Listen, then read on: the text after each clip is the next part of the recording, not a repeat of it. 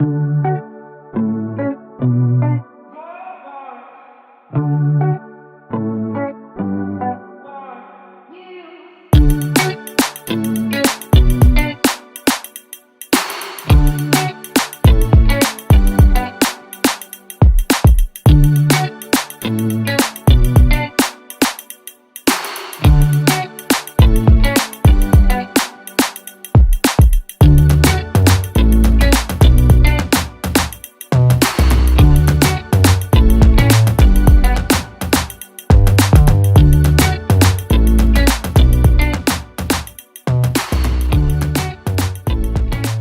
volta nessa segunda parte, e agora vamos aproveitar que é um momento ímpar que nós estamos tendo nessa noite, de ter conosco aqui um rabino nos explicando sobre a ideia judaica, que a gente nesse ponto falta muita coisa. Então nós temos aqui o livro, vou apresentar pela segunda vez, é o livro que o Judaísmo e a Cabalá.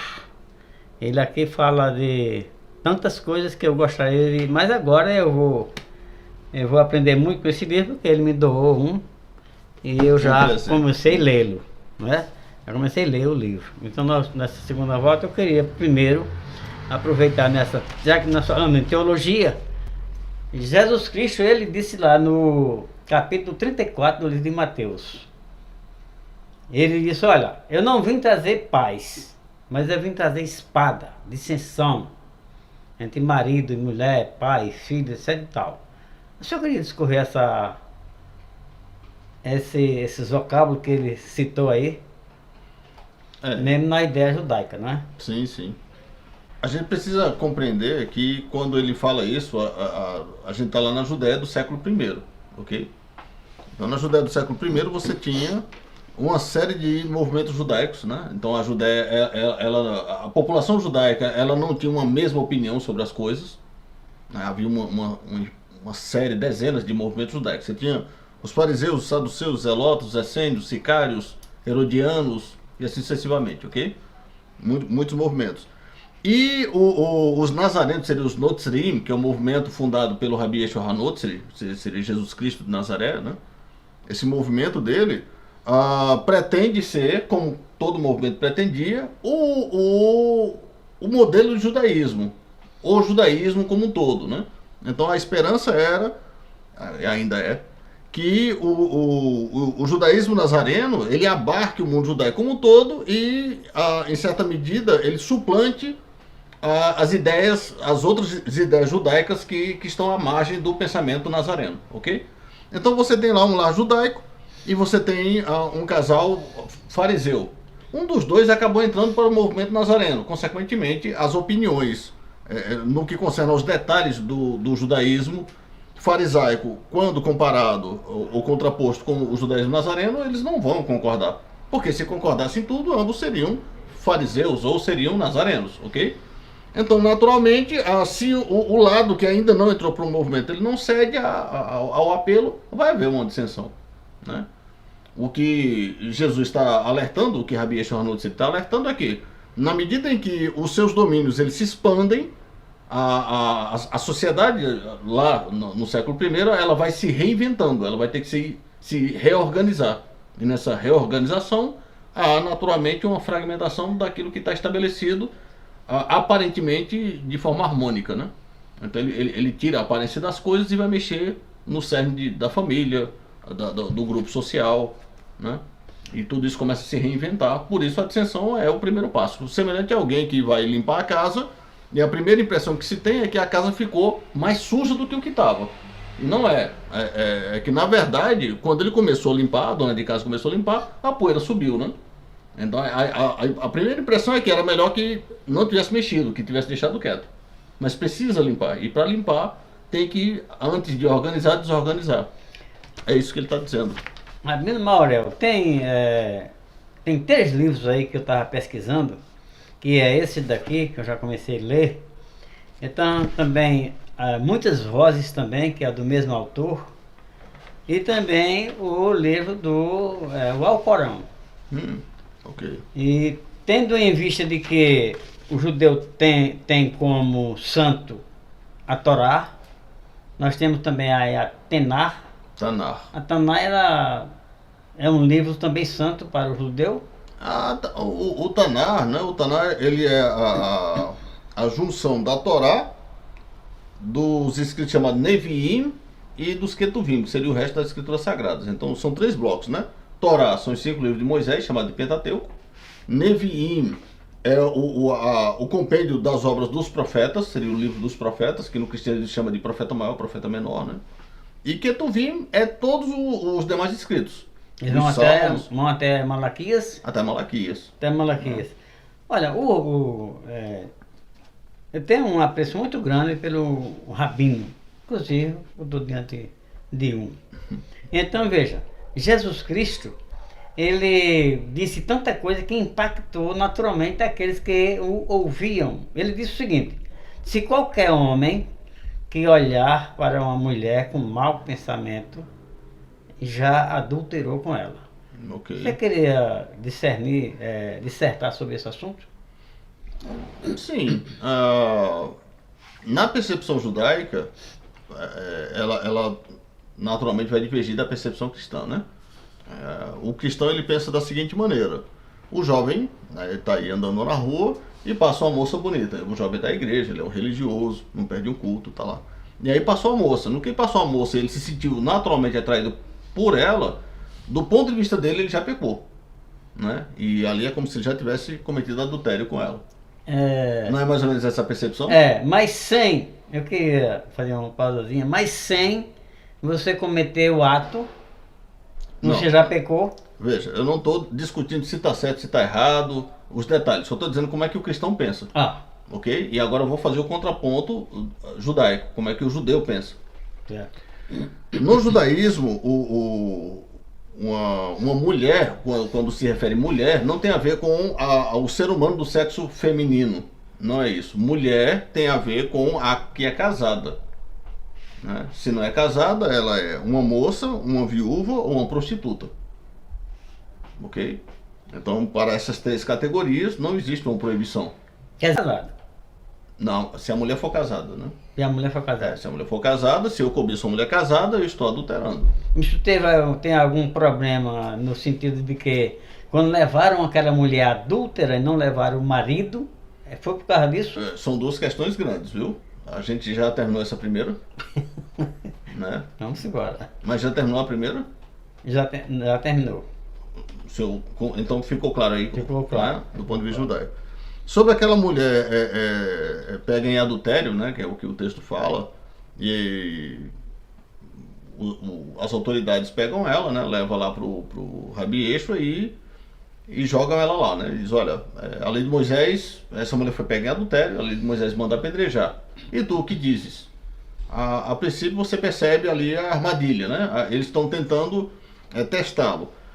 De novo tem isso um contraponto. A opinião cristã ali tinha gente do povão, cheio de si, né? E achando mais santo do que o restante, vai se apropriar da pobre pecadora, e vai oprimi-la, né? Para além da medida, joga lá nos pés de Salvador, e diz ali: Moisés manda apedrejar, e tu o que dizes, na esperança de que Jesus fale alguma coisa que esteja contrária à lei de Moisés, e eles vão condená-lo também. Mas Jesus, inteligentemente, vai apelar para o espírito deles, e eles se constrangem e vão embora, né? Depois Jesus diz assim: olha, mulher, onde estão os teus acusadores? Ela diz assim: eu não sei, Senhor, então se eles não te condenam, nem tampouco eu. E assim, Jesus livrou ela porque é bonzinho. Essa é a opinião cristã, concorda? Pronto, a opinião judaica é um pouquinho diferente. Primeiro, deve-se observar que aquelas pessoas que trazem a mulher adulta não são cidadãos comuns, né? Eles são policiais do povo judeu, e essa é a função deles, é tirar o mal da sociedade. E um adúltera é uma coisa má, né? A Torá vai dizer que a pessoa que adultera, né, deve ser morto o adúltero e a adúltera. Então nos surge a primeira questão que o senhor levantou, né? Se a adúltera está lá, e o adúltero cadê, né? Muito bem, mas é importante compreender que aqueles não eram cidadãos comuns. Não é que a mulher adúltera, um adúltero, e o povo foi lá e pegou. Não, eles são autoridades, né, que são habilitadas para aquilo.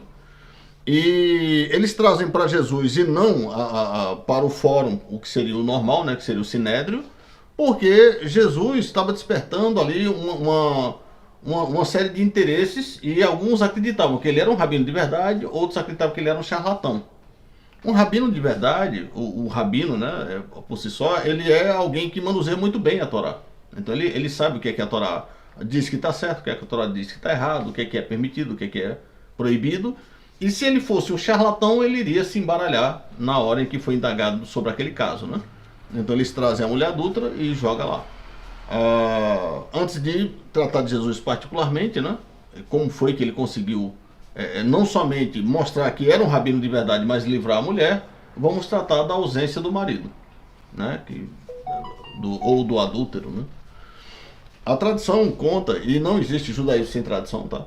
Não existe explicação judaica sem tradição. Eu sei que isso de repente pode parecer um pouco estranho para o mundo evangélico, sobretudo, né? Porque o mundo evangélico não tem tradição, mas o judaísmo não consegue construir raciocínio nenhum sem tradição, não consegue fundamentar nada sem a tradição. A tradição é muito importante, o Talmud, o Zohar e demais obras que compõem a tradição. A tradição conta que aquela adúltera era Maria Madalena. O texto lá não vai dizer que era Maria Madalena, né? Mas a tradição casa aquele relato com o de Maria Madalena. E Maria Madalena, pela tradição, ela era esposa de um judeu que tinha mais de uma esposa e ela era estéril. Então, uma mulher estéril, ela tinha um valor menor do que de uma mulher fértil. Esse marido, por sua vez, era alguém orgulhoso e chateado porque ela não dava filhos para ele, não a tratava bem, não a sustentava, mas por causa de sua vaidade não dava-lhe a carta de divórcio. Então ela estava numa situação muito complicada, né? Sustentada pelo marido não era, e libertada do marido, o marido não dava liberdade. Então ela pensou numa forma de sobreviver e o que ela escolheu foi a prostituição. No que ela foi se prostituir, o cliente que deitou-se com ela era um cliente, não era um adúltero. Ele, quando reconheceu quem era, e porque ele conhecia o marido, né, quando ele soube quem era, ele a denunciou. Então, como ele a denunciou, ela é adúltera, ele não. Então, assim está explicado por que está lá adúltera e não o adúltero. Ficou legal, ficou claro, né? Pronto, muito bem. Agora vamos a fazer isso aí progredir. As autoridades disseram assim, olha, a lei de Moisés manda apedrejá-la. E tu o que dizes? Rabi Eshornotzi olhou para eles e disse assim, qualquer que não tiver pecado, atire a primeira pedra. Aquela situação era uma situação interessante porque, apesar de nós termos um caso onde obrigatoriamente a Torá manda apedrejar, e realmente manda apedrejar, né? Não cabe apelação, tinha que morrer mesmo. Mas quem decreta isso são os juízes lá no Sinédrio. Os policiais não podem fazer isso. Os policiais levam o caso, né? Mas eles não podem decretar nada, ok? O rabino, por sua vez, em certa medida, é um juiz, que ele só pode decretar uma pena de morte lá no Sinédrio, e Jesus está fora dos domínios do Sinédrio. Então ele pode decretar a pena dele, mas não poderia executá-la, né? Assim sendo, o que Rabi Eshor fez? Apelou para a consciência. E só quem tem consciência é gente boa, gente ruim não tem consciência. Eles avaliaram, se autoavaliaram e perceberam que, se quiserem ser justos da maneira que eles imaginavam que eram, se quiser insistir em apedrejar, ele deveria se auto-apedrejar também. Então, com uma sentença daquela, eles não queriam sobre si, resolveram então não insistir nisso em relação a ela, e soltar as pedras e cada um foi embora. Bom, se eles se autoavaliaram como indignos de executar a pena sobre ela, então, consequentemente, Jesus agora está obrigado. Concorda? Porque foi o critério, né? Qualquer que não tiver pecado, que atira a primeira pedra. Ele não tinha pecado. Por que não atirou a primeira pedra? Ele não atira a primeira pedra porque a Torá diz que, para que todo caso seja verdadeiro, tem que tá lá presente 2 ou 3 testemunhas. Teria que ter pelo menos mais um na mesma categoria que ele para poder apedrejá-la. O que ele fez ali foi desfazer o cenário que a incriminava. Quando o cenário foi desfeito, aí ele pergunta, onde estão os teus acusadores? Ela disse, eu não sei. Pronto, se eles não te condenaram, nem tampouco eu. Não é que ele não tinha o poder de condená-la e não quis. Não, ele desconfigurou o cenário. Ainda que ele quisesse agora condená-la, já não podia mais. Porque não havia mais um com ele para testemunhar. É assim que no mundo judaico se percebe esse caso. Por isso é que em muitas fases da Bíblia, muitos versos e tal, Deus sempre procura testemunhas, né? Sim, lá no Deuteronômio, ele disse, eis que eu ponho sobre vós os céus e a terra. e colocou 4 opções para que o povo pudesse escolher, né? Vida e morte, bênção e maldição e tal. Escolha, pois. Isso nos leva a voltar para o Gênesis, quando Deus criou Adão e aí deu a ele as 2 naturezas, se é que foram dadas as 2 naturezas, que eu entendo que sim, mas mesmo que não tenha sido, você agora vai fazer um desfecho, né, dizendo que não. Mas eu entendo que o homem tem 2 naturezas. Paulo fala isso, um bocado de coisa, e a Bíblia também ratifica essa questão. Você acha que o homem realmente tem as 2 naturezas? Sim, tem as 2 naturezas, só que acredito que talvez a diferença entre a percepção cristã para a percepção judaica dessas 2 naturezas é que diverge, né? Você queria fazer uma dissertação sobre a concepção judaica das 2 naturezas da criatura humana? Na concepção judaica, a gente vai perceber primeiro na leitura dos 2 capítulos, os primeiros 2 capítulos do Gênesis, né, onde o homem é criado, e perceberemos que, ao contrário da percepção cristã, onde os 2 capítulos contam a mesma história, ao mundo judaico não. No mundo judaico, um capítulo conta uma história e o capítulo 2, né, o outro capítulo, vai contar outra história.